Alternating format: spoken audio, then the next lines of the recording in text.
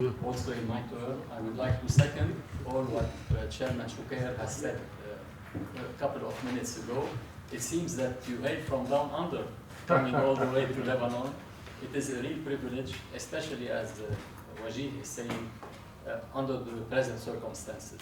Unfortunately, we are not finding any relief. Lebanon is jumping from one turmoil to the other. It has been the case for 51 years and counting, unfortunately. And we are not getting, enough momentum, because every now and then we go back to square one. And it seems that the turmoil that we are going through is becoming more and more taxing as we go, unfortunately. Dr. Abu Haidar was talking about how the GDP has decreased. And unfortunately, along the way, you have a huge pile up of losses and economic costs because of the successive wars. And if things go on like this, it will reach multiples of GDP. The losses that are accumulating.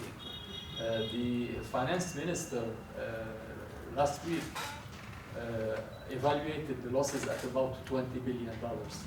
As for us, there are also losses in terms of lost GDP, in terms of the displaced population, and in terms of the inflation, which is also burning, the pockets of the Lebanese households.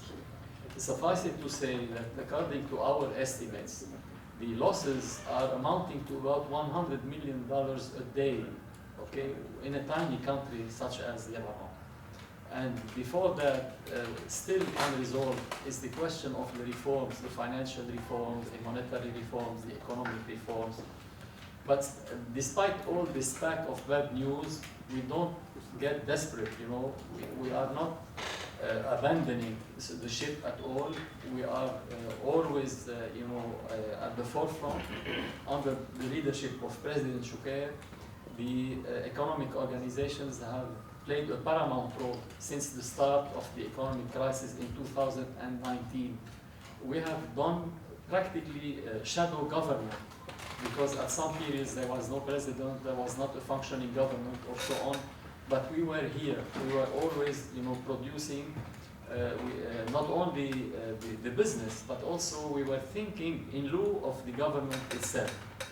We also can plague ourselves with a great relationship that we have with the public sector. And here you see, through Dr. Muhammad, he personifies the most beautiful face of the public sector in Lebanon, because he is very business friendly, and he is an achiever.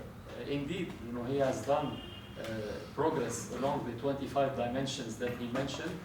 This is what keeps us going. We are resilient people.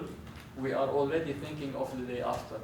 Now we know that things will get even worse before getting better, but we are still continuing strong. In Lebanon,